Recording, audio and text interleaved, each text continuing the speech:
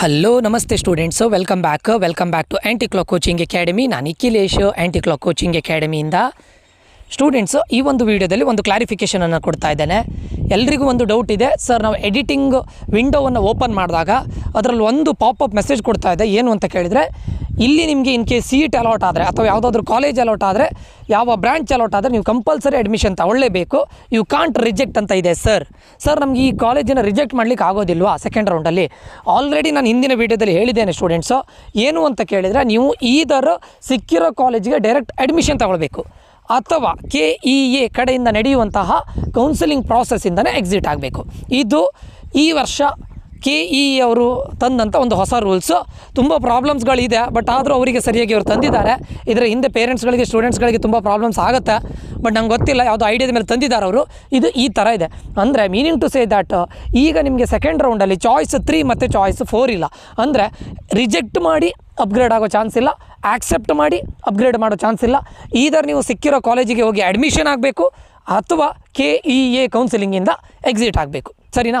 ಅದಕ್ಕೆ ನಾನು ನಿಮಗೆ ಕನ್ಫರ್ಮೇಷನಿಗೋಸ್ಕರ ಎಲ್ಲ ಆ ಪಾಪಪ್ ಮೆಸೇಜನ್ನು ಓದ್ದವ್ರು ಎಲ್ಲರೂ ಏನು ಹೇಳ್ತಾ ಇದ್ದಾರೆ, ಸರ್ ನಮಗೆ ಬೇಡ ಅಂತಿದ್ರೆ ಎಕ್ಸಿಟ್ ಆಗಲಿಕ್ಕೆ ಆಗೋದಿಲ್ವಾ ಅಂದರೆ ಅವರಲ್ಲಿ ಸ್ಪೆಸಿಫಿಕಲಿ ಮೆನ್ಷನ್ ಮಾಡಿಲ್ಲ. ಅದರಲ್ಲಿ ಅಂದರೆ ಚಾಯ್ಸ್ 4 ಅಂತ ಇದೆ, ನೀವು ಎಕ್ಸಿಟ್ ಆಗ್ಬೋದು ಅಂತ ಇದರಲ್ಲಿ ಮೆಸೇಜಲ್ಲಿ ಇದು ಮಾಡಲಿಲ್ಲ, ಮೆನ್ಷನ್ ಮಾಡಲಿಲ್ಲ.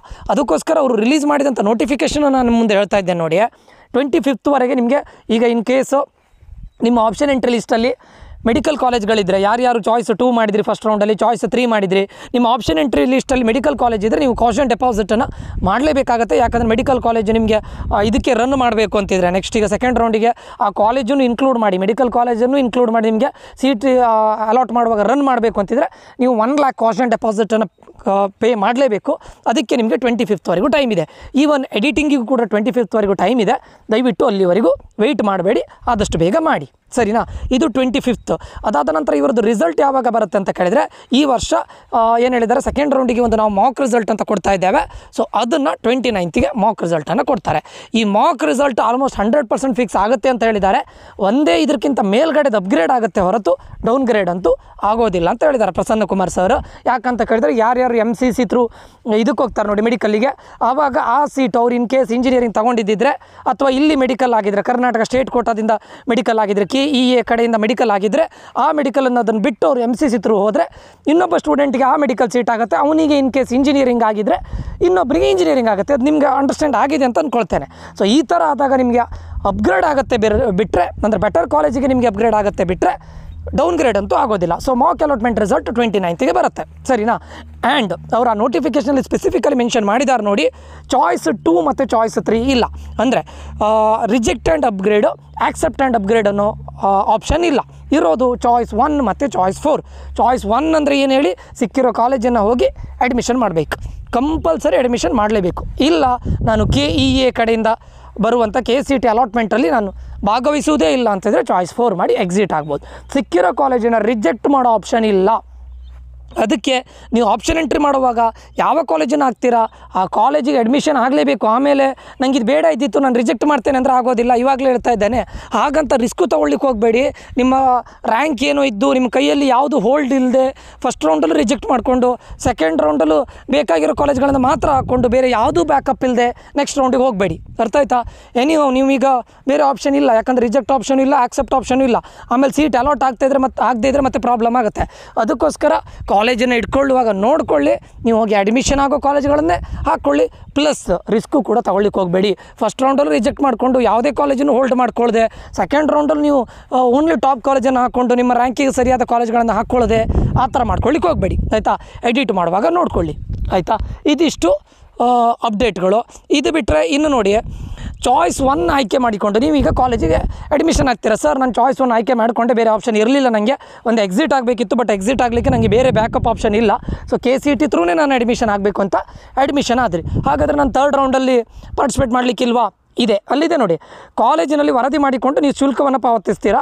3ನೇ ಸುತ್ತಿನ ಸೀಟು ಹಂಚಿಕೆಗೆ ಒಪ್ಪಂದದ ಆಧಾರದ ಮೇಲೆ ಮತ್ತು ಷರತ್ತುಗಳ ಅನ್ವಯ ಭಾಗವಹಿಸಲು ಅವಕಾಶ ನೀಡಲಾಗುವುದು. ಈ ಒಪ್ಪಂದ ಏನು, ಷರತ್ತು ಏನು ಗೊತ್ತಿಲ್ಲ.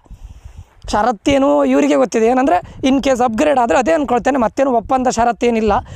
ಅಪ್ಗ್ರೇಡ್ ಆದರೆ ಅಪ್ಗ್ರೇಡ್ ಆಗಿರೋ ಕಾಲೇಜಿಗೆ ಹೋಗಬೇಕು ಕಂಪಲ್ಸರಿ.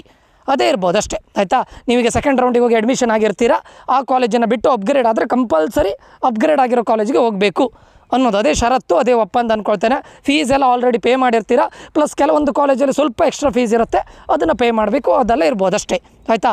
ಮತ್ತು ಥರ್ಡ್ ರೌಂಡಿಗೆ ಪಾರ್ಟಿಸಿಪೇಟ್ ಮಾಡಿ ಆದಮೇಲೆ ಬೇರೆ ಊರಲ್ಲಿ ಕಾಲೇಜ್ ಆದಮೇಲೆ ನಂಗೆ ಆ ಕಾಲೇಜ್ ಬೇಡ ಅಂತ ನೀವು ರಿಜೆಕ್ಟ್ ಮಾಡಲಿಕ್ಕೆ ಆಗೋದಿಲ್ಲ, ಅದು ಒಪ್ಪಂದ ಅದೇ ಷರತ್ತು ಅಂತ ಅಂದ್ಕೊಳ್ತೇನೆ ಆಯಿತಾ. ಆ್ಯಂಡ್ ಇದೊಂದಾಯ್ತಲ್ಲ. ಇನ್ನೊಂದು ಎರಡನೇದು, ಯಾರ್ಯಾರು KCET ಮತ್ತು ಕಾಮಿಡಿಕೆ ಎರಡಕ್ಕೂ ಕೂಡ ಪಾರ್ಟಿಸಿಪೇಟ್ ಮಾಡ್ತಾ ಇದ್ದೀರಾ ನೋಡಿ. ಕಾಮಿಡಿಕೆಯಲ್ಲಿ ಏನಾಗ್ತಾ ಇದೆ, 28ಗೆ ನಿಮಗೆ ರಿಸಲ್ಟ್ ಬಂದು ನೀವು ಏನು ಹೇಳ್ತಾರೆ ಡಿಸಿಷನನ್ನು ತಗೊಳ್ಳಿಕ್ಕೆ 28 ಲಾಸ್ಟ್ ಡೇಟ್. ಎಲ್ಲಿ ಕಾಮಿಡಿಕೆಯಲ್ಲಿ.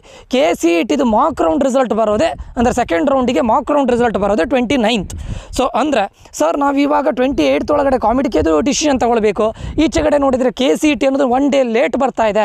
ಸೊ ಏನು ಮಾಡೋದು, ನಾವು ಆಕ್ಸೆಪ್ಟ್ ಆ್ಯಂಡ್ ಅಪ್ಗ್ರೇಡ್ ಮಾಡಿ 4th ರೌಂಡಿಗೆ ಹೋದರೆ ಕಂಪಲ್ಸರಿ ಕಾಮಿಡಿಕೆ ಥ್ರೂನೇ ಸೀಟ್ ತೊಗೊಳ್ಬೇಕು ಅಂತ ಇದ್ದಾರೆ. ಸೊ ಆವಾಗ ನಾವು ಏನು ಮಾಡೋದು ಅಂತ ಕೇಳ್ತಾ ಇದ್ದೀರಾ. ಸೊ ಇಂಥ ಸ್ಟೂಡೆಂಟ್ಗಳಿಗೆ ನಾನು ಹೇಳ್ತಾ ಇರೋದು ಏನು ಅಂತ ಕೇಳಿದರೆ, ದಯವಿಟ್ಟು ನೀವು ಏನು ಮಾಡಿ, ನಿಮ್ಮ ರಿಜಿಸ್ಟರ್ಡ್ ಇಮೇಲ್ ಅಡ್ರೆಸ್ಸಿಂದ ನೀವು ರಿಜಿಸ್ಟರ್ ಮಾಡಿದಾರಲ್ಲ, ಕಾಮಿಡಿಕೆಯಲ್ಲಿ ರಿಜಿಸ್ಟರ್ ಮಾಡಿದಲ್ಲ, ಆ ಇಮೇಲ್ ಅಡ್ರೆಸ್ಸಿಂದ ಕಾಮಿಡಿಕೆದವ್ರದ್ದು ಅಫಿಷಿಯಲ್ ಇಮೇಲ್ ಅಡ್ರೆಸ್ ಇದೆ, ಅದಕ್ಕೊಂದು ಮೇಲ್ ಮಾಡಿ. ಅಂದರೆ ಅದಕ್ಕೊಂದು ಫಾರ್ಮ್ಯಾಟ್ ಇದೆ, ಸ್ಟ್ಯಾಂಡರ್ಡ್ ಫಾರ್ಮ್ಯಾಟ್ ಇದೆ. ರಿಜಿಸ್ಟರ್ಡ್ ಇಮೇಲ್ ಅಡ್ರೆಸ್ಸಿಂದನೇ ಮಾಡಬೇಕು, ಇಲ್ದಿದ್ರೆ ಅವರು ಆನ್ಸರ್ ಮಾಡೋದಿಲ್ಲ. ರಿಜಿಸ್ಟರ್ಡ್ ಇಮೇಲ್ ಅಡ್ರೆಸ್ಸಿಂದ ಒಂದು ಮೇಲ್ ಮಾಡಿ. ಇದು ಫಾರ್ಮ್ಯಾಟ್ ಅಂದರೆ ಸ್ಟೂಡೆಂಟ್ ನೇಮು, ಅವ್ರದ್ದು ಇದು ಕೇಳ್ತಾರೆ, USN ನಂಬರ್ ಕೇಳ್ಬೋದು ಅಥವಾ ರಿಜಿಸ್ಟರ್ ನಂಬರ್ ಕೇಳ್ಬೋದು. ಅದನ್ನು ಕೊಟ್ಟು ನೀವು ಒಂದು ಮೇಲ್ ಹಾಕಿ. ಏನು ಅಂತ ಕೇಳಿದರೆ, ನಮ್ಗೆ ಇವಾಗ ಇದರಲ್ಲಿ ಕಾಮಿಡಿಕೆ ರೌಂಡ್ 3ಯಲ್ಲಿ ಒಂದು ಕಾಲೇಜ್ ಆಗುತ್ತೆ, ಅದನ್ನು ನಾನು ಆಕ್ಸೆಪ್ಟ್ ಆ್ಯಂಡ್ ಅಪ್ಗ್ರೇಡ್ ಮಾಡಿ 4th ರೌಂಡಿಗೆ ಹೋಗ್ತೇನೆ, ಪಾರ್ಟಿಸಿಪೇಟ್ ಮಾಡ್ತೇನೆ. ಇನ್ ಕೇಸ್ ನಮಗೆ KCETಯಲ್ಲಿ ಸೆಕೆಂಡ್ ರೌಂಡ್ ರಿಸಲ್ಟ್ ಬಂದ ನಂತರ ನಮಗೆ ಬೇಕಾಗಿರೋ ಕಾಲೇಜ್ ಸಿಕ್ಕಿದ್ರೆ, ಬೇಕಾಗಿರೋ ಕಾಲೇಜ್ ಅಲಾಟ್ ಆದರೆ ನಾವು ಕಾಮಿಡಿಕೆಯಿಂದ ಎಕ್ಸಿಟ್ ಆಗ್ಬೋದಾ? ಯಾಕಂದರೆ ನೀವು 3rd ರೌಂಡಿಗೆ ಆಲ್ರೆಡಿ 4th ರೌಂಡಿಗೆ ಎಂಟ್ರಿ ಆಗಿರ್ತೀರ. ಎಕ್ಸಿಟ್ ಆದರೆ ನೀವು ಫೀಸನ್ನು ರೀಫಂಡ್ ಮಾಡ್ತೀರಾ ಅಂತ ಕೇಳ್ಕೊಳ್ಳಿ, ಕರೆಕ್ಟ್ ಕೇಳ್ಕೊಳ್ಳಿ. ಅವ್ರ ಹೆಲ್ಪ್ಲೈನ್ ನಂಬರಿಗೆ ಕಾಲ್ ಮಾಡಿದ್ರೆ ಅವ್ರು ರೀಫಂಡ್ ಮಾಡ್ತೀನಿ ಅಂತ ಹೇಳ್ತಾರೆ. ಬಟ್ ನಿಮಗೊಂದು ಪ್ರೂಫ್ ಬೇಕಂದ್ರೆ, ಒಂದು ಸಾಲಿಡ್ ಪ್ರೂಫ್ ಅಲ್ಲ, ನಿಮಗೆ ಈ ಒಂದು ಜಿಮೇಲಲ್ಲಿ ಅವರು ಆನ್ಸರ್ ಮಾಡಿದರೆ ಅದೊಂದು ಸಾಲಿಡ್ ಪ್ರೂಫ್ ಆಗುತ್ತೆ.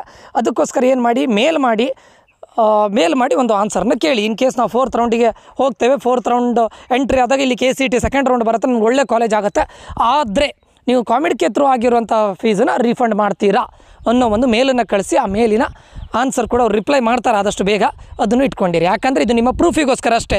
ಅದಾದ ನಂತರ ನೀವು ಇನ್ ಕೇಸ್ ಇಲ್ಲಿ ಕಾಮಿಡಿಕೆಯಲ್ಲಿ ಆಯಿತು, ನೀವು ಹೆಲ್ಪ್ಲೈನ್ ನಂಬರಿಗೆ ಕಾಲ್ ಮಾಡಿರ್ತಾರೆ, ಅವ್ರು ಹೇಳ್ತಾರೆ ಇಲ್ಲ ರಿಫಂಡ್ ಮಾಡ್ತೇವೆ ಅಂತ ಹೇಳ್ತಾರೆ. ಆಮೇಲೆ ಸಡನ್ನಾಗಿ ಇಲ್ಲ ನಾವು ಹೇಳಲೇ ಇಲ್ಲ, ನಮ್ಮ ಬ್ರೋಷರ್ಲಿ ನಾವು ಕೊಡಲೇ ಇಲ್ಲ, 4th ರೌಂಡ್ ಎಂಟ್ರಿ ಆದರೆ ಕಂಪಲ್ಸರಿ ಜಾಯ್ನ್ ಆಗಬೇಕು ಅಂತ ಹೇಳಿದ್ವಿ, ನೀವು ಯಾಕೆ ಇದು ಮಾಡಲಿಲ್ಲ ಅಂತ ಕೇಳಿದರೆ ಕಷ್ಟ. ಅದಕ್ಕೋಸ್ಕರ ಒಂದು ಪ್ರೂಫಿಗೋಸ್ಕರ ಕಾಮಿಡಿಕೆಗೆ ಒಂದು ಮೇಲ್ ಹಾಕಿ ಕನ್ಫರ್ಮೇಷನ್ ತಗೊಳ್ಳಿ, ಸರಿನಾ? ಓಕೆ. ಮೇಲ್ ಹಾಕಿದ ನಂತರ ಏನಾದರೂ ಆನ್ಸರ್ ಬಂದರೆ ದಯವಿಟ್ಟು ನನಗೆ ಆನ್ಸರ್ ಮಾಡ್ತಾರೆ, ಅದನ್ನು ದಯವಿಟ್ಟು ಈ ವಿಡಿಯೋದ ಕಮೆಂಟ್ ಬಾಕ್ಸಲ್ಲಿ ಕಮೆಂಟ್ ಮಾಡಿ, ಎಲ್ಲರಿಗೂ ಕೂಡ ಯೂಸ್ಫುಲ್ ಆಗುತ್ತೆ. ಓಕೆ, ಇದಿಷ್ಟು ವಿಡಿಯೋ ಈ ವಿಡಿಯೋದಾಗಿರುತ್ತೆ. ಇನ್ಫಾರ್ಮೇಟಿವ್ ಆಗಿದೆ ಅಂತ ಅಂದ್ಕೊಳ್ತೇನೆ. ಇನ್ಫಾರ್ಮೇಟಿವ್ ಆಗಿದ್ದರೆ ಸಬ್ಸ್ಕ್ರೈಬ್ ಮಾಡಿ. ಅದೇ ರೀತಿ ಮುಂದಿನ ವಿಡಿಯೋದಲ್ಲಿ 2024 ಮತ್ತು 25ನ ಸೆಕೆಂಡ್ ರೌಂಡಲ್ಲಿ ಎಷ್ಟೆಷ್ಟು ಸೀಟ್ಸ್ಗಳಿದ್ದಿತ್ತು, ಸೀಟ್ ಮ್ಯಾಟ್ರಿಕ್ಸನ್ನು ಅನಲೈಸ್ ಮಾಡಿ ಅಪ್ಲೋಡ್ ಮಾಡ್ತೇನೆ. ಅದು ನಿಮಗೆ ಆನ್ ಟೈಮ್ ರೀಚ್ ಆಗಬೇಕು ಅಂತಿದ್ರೆ ಈ ನಮ್ಮ ಚಾನಲ್ಗೆ ಸಬ್ಸ್ಕ್ರೈಬ್ ಮಾಡಿ, ಲೈಕ್ ಮಾಡಿ. ಏನಾದರೂ ಡೌಟ್ಸ್ ಇದ್ದರೆ ಕಮೆಂಟ್ ಬಾಕ್ಸಲ್ಲಿ ಕಮೆಂಟ್ ಮಾಡಿ, ಸಪೋರ್ಟ್ ಮಾಡ್ತಾ ಇರಿ ಅಂತ ಹೇಳ್ತಾ ನಾನು ನಿಖಿಲೇಶ್ ಸೈನ್ ಆಫ್ ಆಗ್ತಾ ಇದ್ದೇನೆ. Until that, love you all, bye, take care students.